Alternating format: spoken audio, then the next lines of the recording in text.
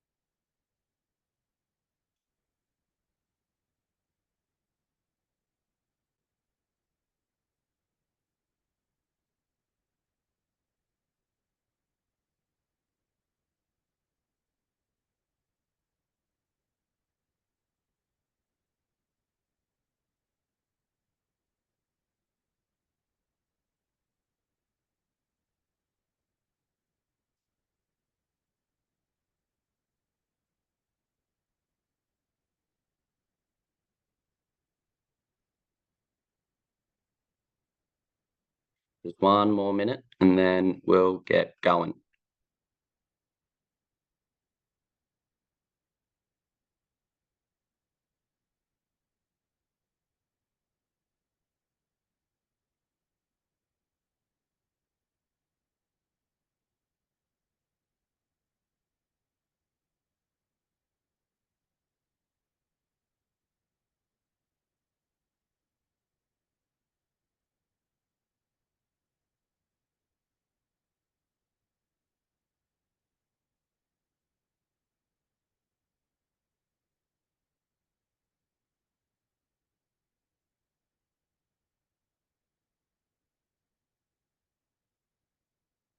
All right, team, let's do it. Welcome to the inaugural Tech Month that is being hosted by YEiLD and ALDI. First and foremost, I'd like to begin by acknowledging the traditional custodians of the land I'm joining from today, the Wurundjeri Wurrung people of the Cousland Nation, and pay my respects to elders past and present. I extend that respect to all Aboriginal and Torres Strait Islander peoples joining us today. Tech Month, welcome. This is a very exciting project that's been put together by the YEiLD subcommittee and the ALDI board. And I'd like to start by extending my thanks to both for their assistance in putting this all together. I'd also like to thank Martha from ASN Events, who is also helping us put this all together and has been organising all the marketing and everything. So thank you to Martha. The idea behind Tech Month is to broaden the knowledge of young engineers in the land development industry on the complete life cycle of a project. So whilst we will be hearing from engineers, we'll also be hearing from the other industries that are involved in the land development cycle as to how we can work better together to ultimately achieve the best outcome for all parties. So we will be concluding with a Q&A session. So I will just say, if you have any questions, just feel free to throw them into the chat at any point throughout the session. It won't distract us or anything. And then I'll be sitting here and I'll kind of collate them all and then ask the best of the bunch. Our first speaker today, so we have two presenters for our first session. The first will be Thomas Cousland. He is a principal engineer with over 18 years of experience in the integrated water industry. Chartered professional engineer, he brings deep expertise in flood modelling and hydrology across both the rural and urban environments. His work includes the design of major trunk drainage systems such as waterways, wetlands, retarding basins, and other WSUD assets. Our second presenter is Graeme Anthonsen. Graeme has had an impressive journey in the water industry since starting at the MMBW in 1977, and I don't even know if I know what that is, Graeme. He has worked across sewage design, digital mapping, asset management, and standards preparation, and he now focuses on design auditing and delivers training in the Sewer DAS and Sewer Foundation. That's the brief introduction. I'm not going to go on any further, so I'll start by handing over to Thomas. Thomas, you're up. Thanks, Kieran. I'll just share my screen.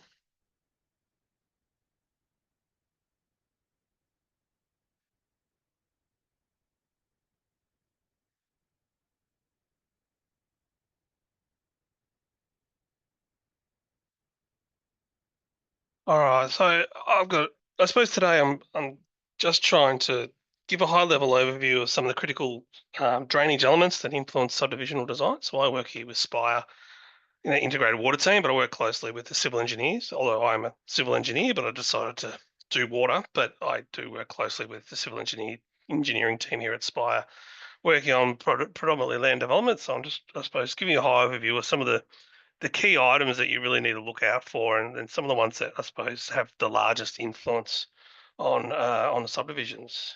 So firstly, I'm on the main drainage subcommittee of LD. So we work there for, I suppose, advocating on behalf of LD members. So we work with the other subcommittees, including YEiLD, but there's a few others within LD.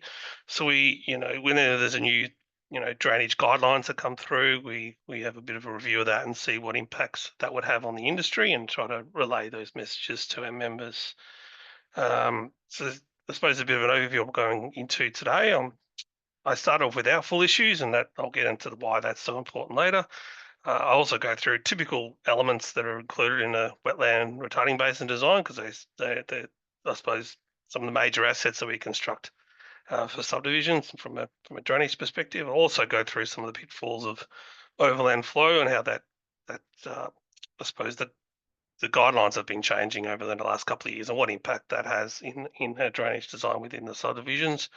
And I also have a bit of a look at future requirements that are either dropping on the industry or likely to drop on the industry and what that means going forward. So I've got here outfall. It's very important. We quite often get lost in the detail of all the other elements of drainage design. And one of the key things when you look at a blob on a map is, where's the water going at the end of it all? So the key questions are, is it free draining? Does it have somewhere to go? What's downstream? Do we need to talk to the downstream landowners? So there's elements that this can really hold up design. It's not just design, this can hold up, can go all the way back to PSP arrangements, can go to definitely permit arrangements. These things have to be sorted out earlier. Is there any capacity constraints that are, a lot of the time we just go pre and post, flow rate, but sometimes there might be a culvert under a railway, for example, that has a certain capacity that we can't exceed. So sometimes these assets need to be oversized. And lastly, is there any sensitive areas? Is there any, say, for instance, a seasonal herbaceous wetland that needs actually a lot of thought about the flows that leave our subdivision? So I can't really stress enough how important this is. And as soon as you start looking at a site, you really need to think about where the water's going once it leaves your site. There's other implications from, I suppose, a subdivisional design perspective. So some of the things I've highlighted here are obviously, if you've got let's just say a railway culvert's probably a pretty good example of a type of asset that's very hard to move, very hard to change, and it leads to large delays. So that's got a set invet level. you have to think about what does that mean for my subdivision. So we have obviously in the invert levels and obvert levels, then you also obviously you need cover on those levels, and there's other services within your subdivision to have to make sure they all work. In doing that, sometimes if you've got a shallow outlet, you can have interface issues. That can be if you require fill. Does that mean you have to be 2 meters above the existing surface? What does that mean for your neighbour and their potential development? Or if it's just a farm, you have to have some kind of battering down. Is that within our lot? Is it within the neighbour's lot? There's all kinds of issues. And one of the key ones that I've been looking at quite recently is you have an intersection design with a known road that's set at a certain level. You've obviously got your longitudinal grades you have to meet, so you can't just ramp up 2 meters over a short period of time. It's actually quite involved to figure out how, if there is required fill, how these actually work with your surrounding surfaces. I've put in there detention versus retention. This is something that people probably might not necessarily know the difference between detention and retention. I'll just say that now there is an order of magnitude difference in terms of land take. So detentions, you're probably your normal, what you would expect, your retarding basins where you're slowing the flow down over a period of time and letting it release slowly. Retention is retaining the water. So you're effectively, the number of the amount of volume you require is significantly larger just to hold that volume of water, not just to slow it down to a certain flow rate. Now with this, I bring this up because in our fall, if you have requirements for pre-developed volume, which is starting to creep in, depending which part of Melbourne you're in. This is very, this is very stifling for developments. It means that you might have to have some kind of infiltration basin or hold water. I've worked previously on chicken farms where they had to hold the 10-year storm event totally inside a basin. And if you actually go into it, think about the volume of water, not just the flow rate, that is a significant volume. So it is important to understand the difference. And the retention is, I suppose, not common practice. It's only when there's issues involved with the downstream. And obviously with the R4 requirements here, we all, I suppose, I'm assuming we've all had interactions with authorities where interim works are required. Now, there's some cases where there's lock caps, and I'll get onto I suppose, a worst case scenario for a drainage scheme that I've been involved in, where there's lock caps and interim works. And I suppose one of the major concerns with interim works for the industry is that they're borne by the developer and they have to be maintained until they're no longer required. And obviously there's cost implications, but there's also bonding of those works, and there's also some bad examples of assets that have been around a long time that were never intended to be around a long time. And this is just an example of a long section of a project that I've worked with recently. You can see here in the dotted black line is the existing surface terrain. So there's a little bit of grey, but not a whole heap. We did some initial design assuming a certain outfall level with the blue, and this is the road long section. So you can see there in the blue, we were still requiring some fill to get these levels to work. We had issues with the outfall that wasn't constructed as yet, and it's probably not going to be constructed anytime soon.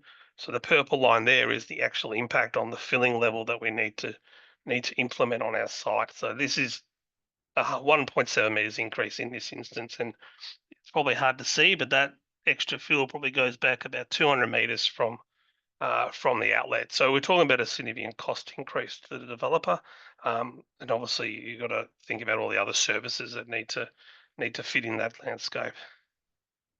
This is the worst case scenario I'm talking about, and anyone that's worked out in the west probably has a bit of an idea about this one. This is the Iramu circuit. This is in Rockbank and Thornhill Park. And the problem with this is there is a series of depressions, and in current conditions, there is no free draining outlet for this whole region. And this is a problem that probably wasn't identified correctly in the drainage scheme when it was developed. And with the ad hoc nature of development, not everything goes in sequence. In fact, it's almost like just to annoy me, it goes out of sequence every time. So in here, you've got a depression here, depression here, depression here, depression here, depression here. So at the moment, if rainfall, these will just fill up with water and they don't actually go anywhere. So they just fill up and seep into the ground over a long term. So, and there's also an issue here, which I can't see on my screen, but there is an unresolved outfall over there, this north side of the freeway. This is into a future PSP area, which is actually undergoing not quite gazetting, but it's not far off. So this whole area has a number of unresolved issues with regarding to its outfall. And the end result is that there are developments occurring now after much delay, but effectively council has put on a lot cap of 70%. So 70% of the lots can be developed, but 30% cannot.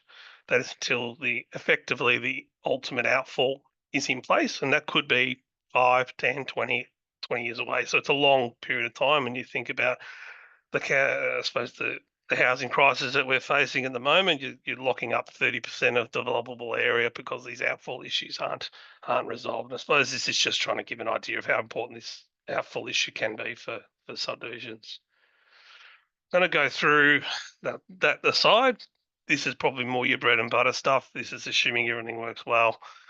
Just a high level. What do we need to do, or what is involved with a retarding basin wetland? Because that's the predominant large scale asset that we design. So basically, whether you've used it or not, music is the tool that we use to basically gives us a macrophyte zone area. It's a relatively easy program to use. Don't ever be scared of it. If you want to give it a go, give it a go. It'll take you about an hour to learn it and you'll be a pro. Rob's a bit different. It's a bit of a black box. You probably need a bit of experience, but it will give. That's how we determine our basin size. And I suppose a hint here is if you have the music model sizing a wetland to meet best practice requirements, if you have that wetland size, put all the maintenance requirements in, all the other bits and bobs you need in a basin, that'll effectively size your reserve. Your volumes will generally work. Obviously, you need to prove that and show the design calcs and all that, but generally, if you size the wetland for best practice and have all the requirements that you normally need, that will set your reserve area, and you can work around that. So I've just put a list there of the different things. So there's a lot of items, and some of these aren't resolved at the high level. So if you're doing a servicing report, you're not going to go into this detail. We are finding that at permit stage, all these arrangements generally have to be thought about. Make sure there's allowance in the design. So here's a design that I've prepared that's going through approval at the moment. So I just highlight some of the items that we've got here. We've got sediment dry out, a lot of maintenance paths, and sometimes they're landscape driven, sometimes they're maintenance driven. This one's a bit of both. I've got an embankment here. There was an ANCOLD assessment required there, extra thought, but that takes extra footprint because you've got to go up, you've got to go down, and you've got to have a decent. They're actually, the more and more you get into it, those embankments are actually getting wider and wider as we go forward. So that's a lot of things to think about. I would suggest it's probably a good idea as early as you can doing some rough grading exercises to see how that works. And this one's got plenty of grades, so no issues with filling, but you still have to go grade back to existing services. So in here, you can see here, there's quite a decent grade up on that western edge that goes back to meet existing, and you've got to make sure you meet better requirements for the authorities, depending who's looking after the ultimate asset. So I'll go on to overland flow. And overland flow, there's a lot of old V times D 0.35 is no longer the case. It is still in the EDCM. It's still in the Melbourne Water LDM. If you go and search for it, it's in the infrastructure and design manual. If you're in more of those rural council areas, but this is the DECA guidelines. That is actually the guidelines are taken from ARNR 4.1, which is now 4.2. And the major thing here, if you're ever looking at, is the D max number. So that 0.3 is the really limiting factor in a lot of these overland flow paths that we look at. So what it's done, if you've got a local street, it's not that big a deal. But if you've got anything that's got a little bit of flow on at this 0.3, is really hard to get any kind of conveyance within a roadway system. And I've highlighted there that even with with sawtooth roads in flat areas, basically when you've got a sag, it's very hard to have a sag that's only 300 mil depth because you can't get over the other side of the rise. If you have any kind of overland flow crossing over a crown, the crown level, depending how wide your road is, can actually be higher than that 300 mil above the curb invert. So this is a major constraint that we're having. Some of the ways around it are increasing pipe sizes to take more flow within the pipe. Of course, you need extra pits to get the water in there. LD has been working with Melbourne Water over a number of years to try and get this resolved for a more common sense approach. But I suppose other priorities have got in the way for this, so that has been unresolved. So officially, this is the guideline from DECA, the 0.3, and it's something that we're running into this problem more and more, particularly around, I suppose, town centre areas with DDA access on the footpaths required to buildings. It's actually very hard to get any kind of overland flow on the road, and we're finding we're even doing 1% pipes in certain places. So it's an unresolved issue. So if you've run into this problem, you're not alone. It is a known issue. So just don't lose heart, but there are ways around it. It's just costs more money. Lastly, I'll go into some of the future challenges that I see facing the stormwater industry and the land development industry as a large. I've got two items here. I've got volume control and climate change. And climate change is a big one. I'll leave that to last. So I'll get into more detail of what that actually means from a subdivisional point of view, what the likely changes will be. And the volume control, it's kind of gone on the back burner. It was a burning issue maybe 3 or 4 years ago, but it seems like it hasn't really filtered through as much as I thought it would. But I'll start over here. There's two guidelines. There's the Melbourne Water Waterway Strategy, which I've got an excerpt there of the I think it's the Maribyrnong catchment there, all the way down to Port Phillip Bay. And in that diagram, you can see there are priority catchments. Now, priority catchments and normal catchments have different requirements or guideline targets, I should say. And I will add that EPA guidelines have their own publication, which the numbers for their infiltration and reuse are actually very almost identical to the Melbourne Water Waterway Strategy. So I think those two agencies are definitely talking at that stage together. And I do a lot of work in the Sunbury region. You can see there it's in a priority catchment. So according to that catchment, what they want is new impervious area. They want 80% of that volume from impervious area to be either infiltrated or harvested. Now, this one is 70%. This is the worst case scenario, so not all developments are in this case, but 70% is what they want to be harvested. Now, the problem with harvesting is not getting the water out of the system. It's about where does it go. So we have, if you've got a large sports fields that have a lot of demand for water, then that's an easy equation to work out, and you can have storage tanks and use it to water sports fields.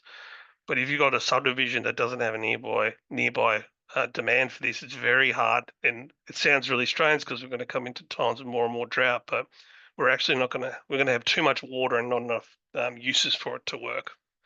There have been talks from Melbourne Water. They were releasing a draft copy of the music guidelines that had alternative water quality measures. I've put here wicking bed sports field. I've seen a draft copy of that in a presentation from Melbourne Water, but that was probably 2 years ago, and I haven't heard anything since. So I wouldn't say that's imminent, and I know that we're working on Melbourne Water to develop some drainage schemes in the southeast, and that the volume control issue hasn't even made it through, and it's kind of gone on the back burner. So it's whether authorities choose to pick up on this again, I'm not sure, but it is something that's in guidelines and targets. None of this is legislated, but the way things go, everything starts out as a guideline and a target, and then eventually gets legislated. So it's just something to look out for that might come in the future, and start thinking about alternative ways that can infiltrate. So more importantly, harvest this stormwater. Climate change, no doubt, everyone has been hearing about climate change. I suppose one important thing to mention is that it's now. Climate change is happening now. The IFDs that we all use for irrational calcs, or if you do raw modeling, those IFDs that you get from the BOM data hub are now out of date. So the 1%, what the 1% is now is actually the 1% from 2019 ARNR, or 4.1, if you want to choose that term, times a factor. So the factor is on the data hub in that little. If you look at it, if you want to go in there, there are factors in there, and I'll go to the factors on the next sheet a little bit more. But if you're doing a 1% design as of today, the numbers that you get from your rational calcs based on the IFD data need to be factored up. They're not correct anymore. And I suppose in subdivisional design, the rational calc is still used very regularly on pits and pipes and overland flows. With the way the rational calc is from a mathematical perspective, those factors, which I'll get to in a minute, are directly correlated to the flow rates that you're going to get. And we're looking at the pipe sizes depending on the scenarios. We're looking at 1 to 2 pipe sizes up for all pipes, just to cater for what is the new 20%, depending on where you are. If that's residential. What I suppose the industry is still grappling with, and the authorities, is what do we do for design? Does that mean we design for the long-term climate change, the 2100? Do we use the current day 1% and then do sensitivity, which is what we were previously doing? We were just making sure everything was okay. And the answer is unknown at this stage. The authorities are still grappling with this. I suppose what I would like to say is a risk-based approach is the most likely. So it really depends on what kind of asset you're talking about. What is the risk profile of if things are under capacity or reach capacity? What does it mean? So it's not one simple answer. It's probably going to be a multitude, and there'll probably be a risk tree and all this kind of stuff to figure it out. But that's where the industry is at the moment, and hopefully this will be resolved in the short term. This is directly taken from ARNR 4.2. You can see here there's 4 socioeconomic pathways that we're looking at. You can see here in the rise, probably when I first saw this was the rise between 2000 and 2020 shows how much we're actually increasing already. So a lot of the data that was based that ARNR 2019 was based on up to 2000, I think. There's more up to date now as of 6 months ago, but the data that we had didn't represent what's happened in the last 20 years. So long and the short of it is this little plot here. The bottom row there is probably the one we will look at the most commonly. So most of the assets that we're designing have a life of 100 years plus. So you're looking at the rainfall increase to 2100. So that's only 75 years away only. But you're talking about significant increases in flooding. So we've got here, this is the one that the industries are all looking for, 60% increase in the pipe flows and overland flows. So we're talking about a significant increase. And that's something that has to be factored into all our designs going forward. There are near-term numbers, and the near-term is 20%. So if you're looking at 1% right now, it has increased by about 20%. I think that's me. I think I've timed myself a little bit over. Sorry about that.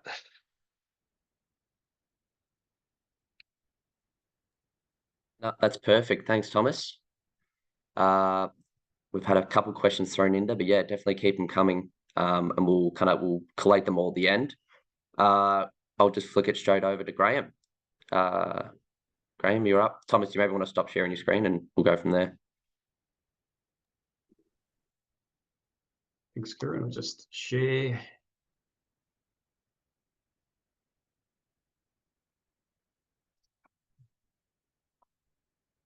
It's good. I've managed to master the IT part, I think, or have I? Yep, got it. Got it? No problems. So thanks, everyone. Thanks for the opportunity to have a chat to all you young fellas, which worries me a bit, Kieran. You don't know who the MMBW is, mate. It's the old Melbourne and Metropolitan Board of Works, which existed to probably early 1990s, in which case most of you guys probably weren't born then. Became Melbourne Water, and then at the same time that was happening, the Melbourne retail water agencies became items. Now I'm actually sitting in Greater Western Water at the moment, which was originally City West Water. We integrated with Western Water about 5 years ago. Sorry, about 4 years ago now. So we're just on that anniversary. We're just going to talk a little bit about the subdivision process. There are elements of it that are Greater Western Water focused, but most of the retail water agencies, say Yarra Valley Water, South East Water, do follow a similar path to what we've got. And probably that first step in the process is the developer themselves are the ones that actually apply to the water agency. Most of the time, the developer's already got a very good relationship with the consultancies, and we get that information from the developer. We then have a look at it, we assess it to see where it fits in with our overall planning strategies, those types of things, and we'll apply conditions to the subdivision to proceed.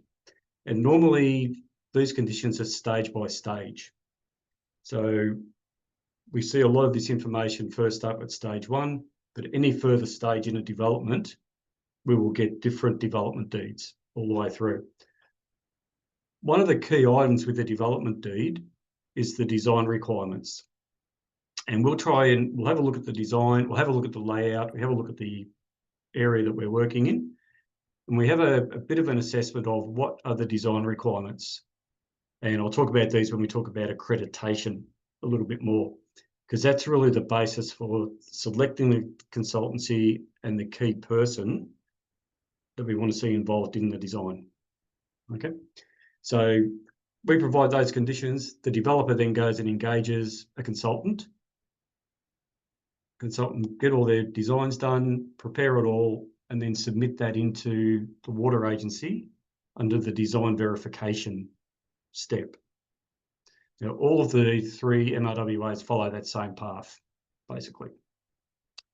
We'll get the design verification, we'll have a look at it. We audit a lot of the designs, or most of the designs that do come into us. One of the key things that we're looking for, and probably the first thing that we look for with the design, is the person that is the checker of the design accredited? Now, the accreditation process is something that has been around for a while. And in the case of Greater Western Water, we've actually got a page on our website. So this is at gww.com.au. If you actually search accreditation on that page, all this information here is available to anybody at any time. Okay. The things that we're looking for when we look at accreditation for sewer, and this is, I won't call it the entry level because you're usually a very experienced designer by the time you get accreditation as a key person, but it's for sewers that are less than 280 mil diameter or less than 5 meters in depth. And that's our SD1 level.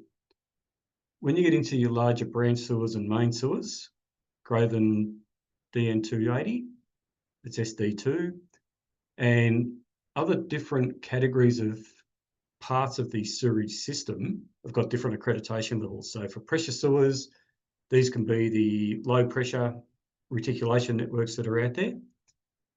They're SD3s, SD4s, SD5s. Similarly with water, we have a WD1 for the smaller retic areas that we're working with, and distribution mains, larger diameter mains, are a WD2.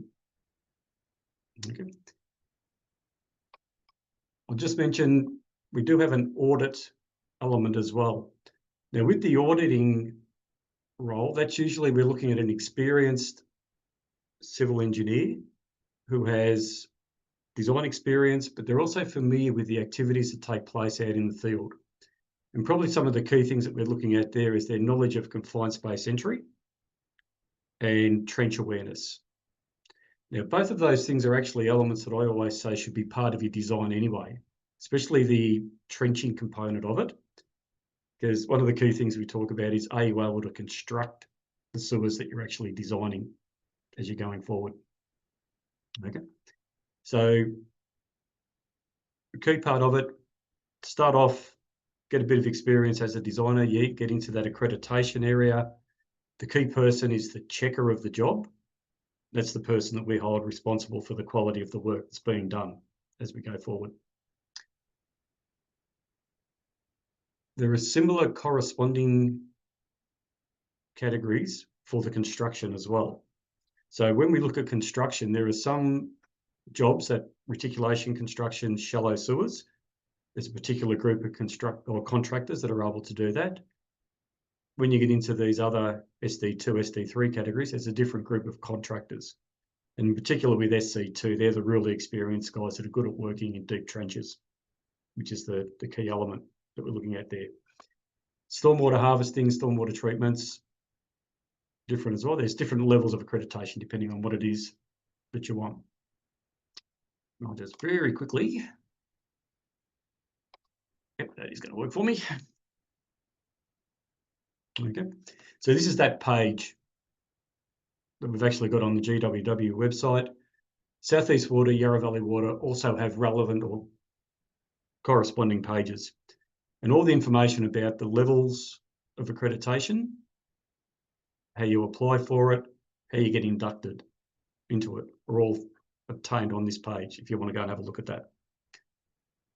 Quite simply, we spoke about how the developer has to find a consultant that's got a particular level of accreditation.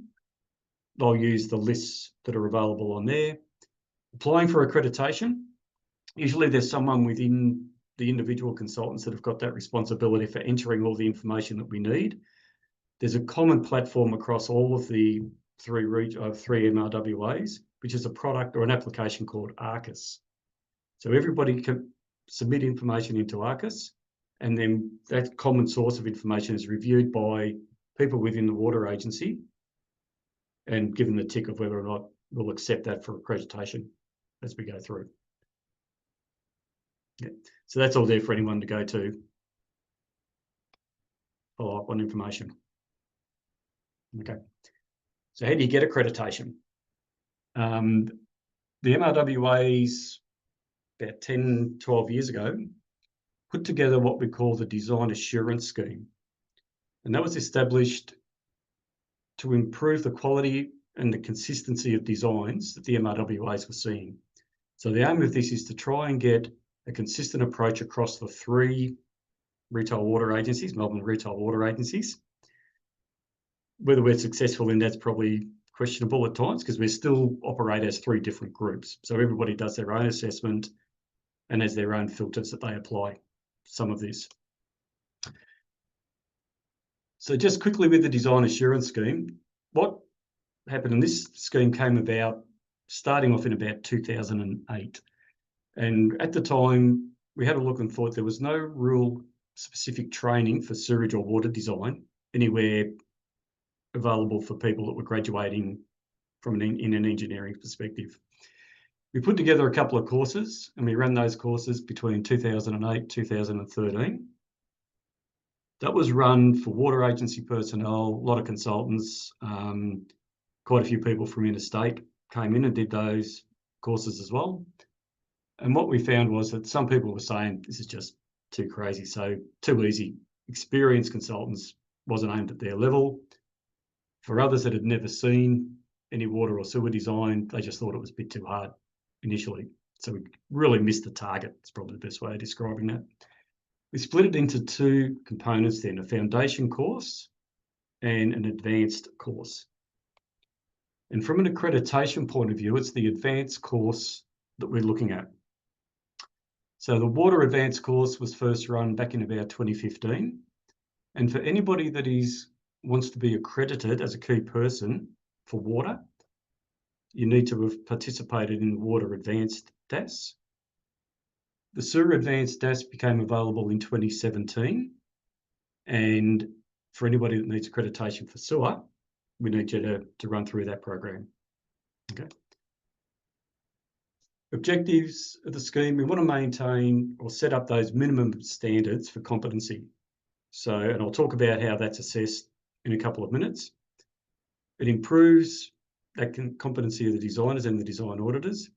And it encourages that development of competencies as an engineer that you can then pass not only across the MRWAs, but the way these design standards and everything is set up at the moment, pretty much all of Victoria are using the MRWA standards in some way, shape or form. So once you've done the Design Assurance Scheme, you've got that advanced DAS pass, you're really setting yourself up as somebody that could design for almost any water agency in Victoria. It's a little bit different to the national standards because we have our own version of the MRWA codes that we work to, and that's what the courses are taught to. Okay. The program itself there's a couple of elements to it. The first part of it is a 2-day workshop or 2-day program that we run We run about 4 of those, 4 water and 4 sewer every year. And that's run in Melbourne, out in Mount Waverley. Workshop, we run through a lot of exercises, we run through a lot of tutorials as an introduction to the advanced elements of design that we want to see come through. Once that's been completed, we then have a 3-hour written assessment that we ask everyone to do. And there's a pass rate of 65% to get through that. That's what we call part A of the assessment. Part B, we then ask for whoever is doing the component or the workshops and the program to actually submit 2 real designs to us. And these are designs that have been worked through your organisations. We ask that you be the checker of that design, and we're really just checking to see if the auditing skills that you've got actually are competent enough for what we want to see moving forward to become a key person. In a similar way, what this brings up, this is the, oh, didn't work. Okay, so I'm just going to go to that one. Okay. As you're running through your design, you would have been coming in contact with the MRWA website fairly commonly. There's a few things on this website. It's where all our standards are located. It's where all our products are. We also have all of the information about the design assurance scheme on here as well. What the components of the course are, or the scheme is. Also describes those elements about assessment that I was just talking about. And it also provides that registration tab. So once you've got a bit of experience, you want to take that next step in your career to become an advanced designer or an auditor, checker of the job. You apply or you inquire in this case, we'll then notify you of when the courses are then going to be running. And we'll get you onto the first one that we can once that registration has gone ahead. Okay. That was me. I've actually gone quicker than you thought I was going to, didn't you? So I said, thanks. All that information is there. It's publicly available to anyone that wants to have a look at it. And if there's any questions on it, there's actual contacts on the MRWA website across all of the different water agencies. So it's really South East Water, Yarra Valley Water, and most of the time, if you're looking at anything in Greater Western Water, happy to have a chat to you about it. Perfect. Thank you very much, Graeme. I appreciate that, and I hope we all have a better idea about what the accreditation process is like, as well as the design assurance scheme. So we've got a bit of time for questions here, and I will say that we are probably going to go over our 45-minute to 45 kind of end time. But I do think that some of these questions are important. So if you have other things to go to, more than welcome for everyone listening, you can jump off, but we will try and punch through some of these questions. So feel more than welcome to stay online. Thomas, we'll start with you. And the first question from Giancarlo, I can read it out for you if you want, but I'm sure you've read it. But are there any lessons from designing infiltration basins at local depressions that can help develop the next generation of infiltration basins, vegetative sponges that will be needed to meet the EPA guidelines targets for stormwater harvesting? It's quite a technical question, but I'll speak to Gianni after this. Sits next to me. One of the main things about the EPA guidelines is the vast majority of the reduction is from harvesting, not from infiltration. So there is a few other questions about infiltration and what to do, and there are, looking at different types of assets. At the moment, we have clay liners everywhere to hold the water in there, which is effectively to make sure the water stays at a static level to help the vegetation growth. So I think there is a change needed, potentially through leaky wetlands where you allow water to seep in. There are flow-on effects from that. So things like different types of plants that are specified that can handle a bit of drought tolerance and things like that. And with climate change, while we're always talking about the increase in storm duration and storm intensity, we will see overall basically the same kind of volume of water over the long period of time, but you're going to see longer dry spells and then bigger storm events when they do occur. So it is, it is something that we have to tackle with. That the status quo probably isn't going to be fit for purpose over time, particularly for wetlands. So there is some movement from Melbourne Water. I don't suspect that's going to come through anytime soon, but moving away from what is a artificial wetland to more of a naturalized type of wetland where those more natural systems. So that will help the infiltration, not necessarily the harvesting. The harvestings, again, it's talking about the demand. Now, I will state the area that I work a lot in is Sunbury, and they are implementing the Sunbury stormwater harvesting scheme in that area where the wetlands are being used effectively as storages, which is then all that water being pumped. They're the type of big, large-scale solutions that are required to address these waters, these extra water, but that's not available everywhere in Melbourne. So whilst it's a solution that's seen for that specific region, they're the type of large-scale investments that are required to meet those targets. Yeah, that's great. Thank you. We'll pass this next question over to Graeme. I'll do a bit of a 1-1 each, so you get a bit of a break. So Dean asked, do you have to work your way up through the accreditation process, or can you become accredited with SD3 before SD2, for example? Okay. So there's a relationship between SD1 and SD2, which are both gravity systems that we're talking about there. SD3 as a pressure sewer system is a very different beast. It's a different code that we work to, a different set of standards. And there is no formal training at the moment that I've been able to identify for pressure sewer systems effectively. So they are different things. We probably would expect somebody that has been doing SD1 level work, or what WD1, as that progression into the D2s for water and sewer. But pump stations, pressure sewer systems, they're very different beasts, very different set of criteria. Yeah. Stepping into those. Yeah, gotcha. Back to you, Thomas.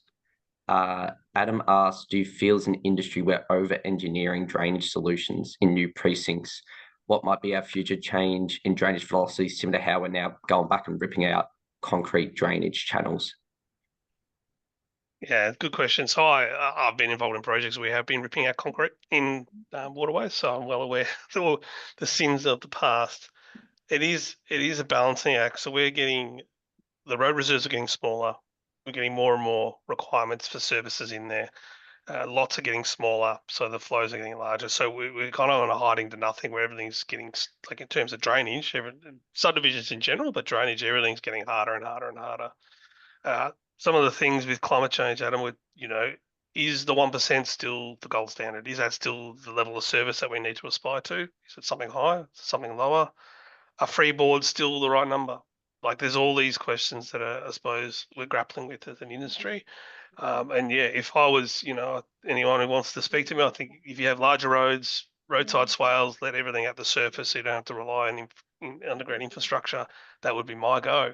But that's not I don't know if that's a reality with all the other services we have to fit in there and the requirements that they have. So we're trying to get the best we can, but there are, other solutions, tree pits, that kind of stuff that are coming to the fore at the moment.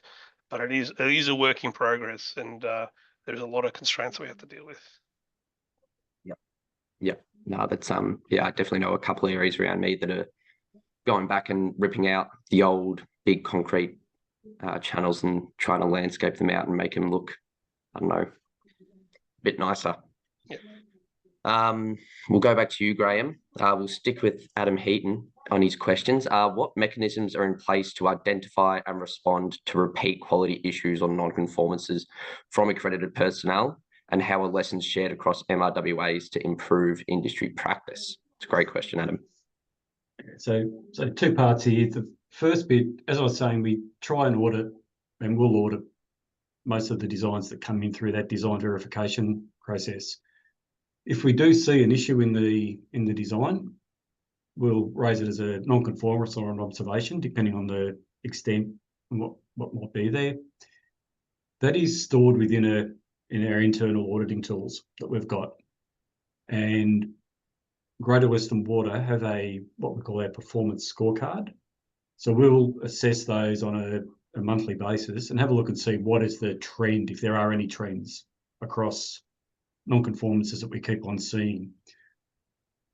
What we talk about when we talk about lessons shared across the MRWAs is we get together, and when I say we, South East Water, Yarra Valley Water and myself, we will get together every week, and if there's an issue that's one of the agencies is worried about, we'll discuss it as a part of those issues.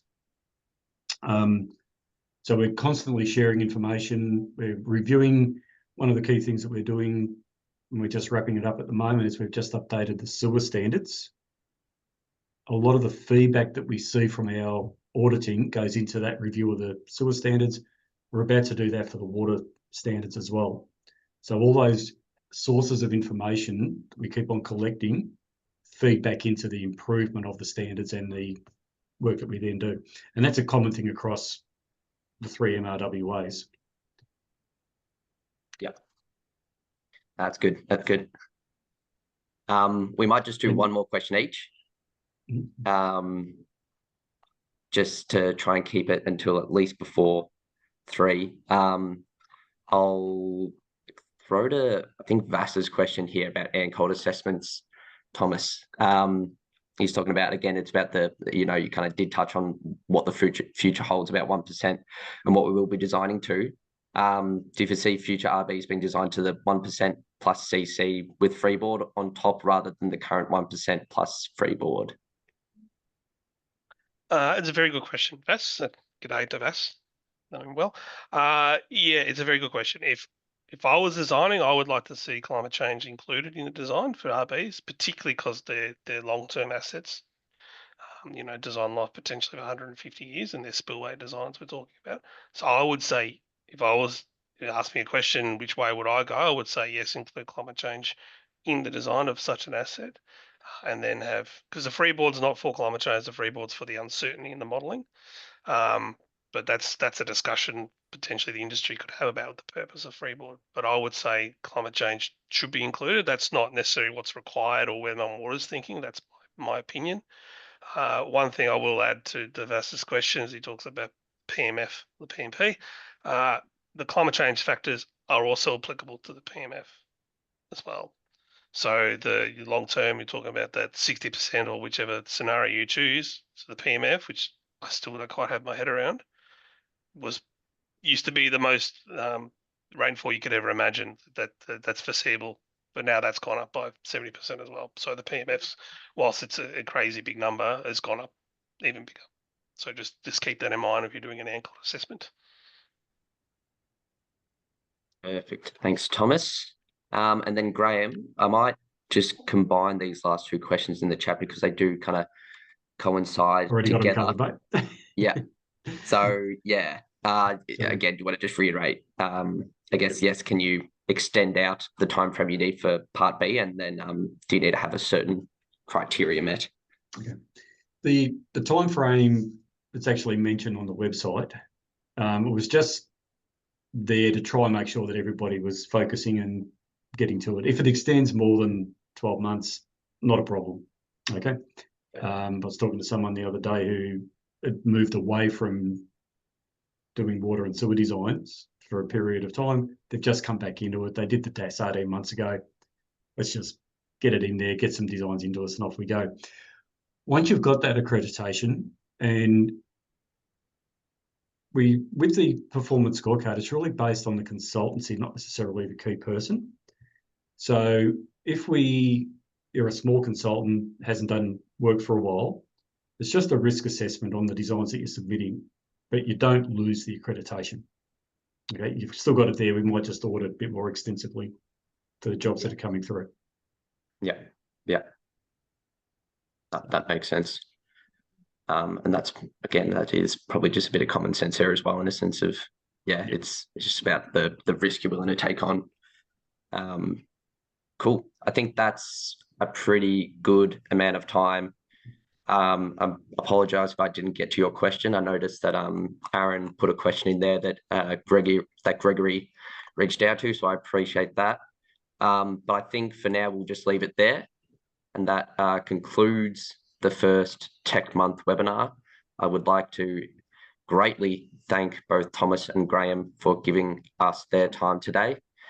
Yeah, some great insights into the industry and what we can, I guess, expect and somewhat fear moving forward. So no fear from us, mate. Hope not. No, that's good. That's good.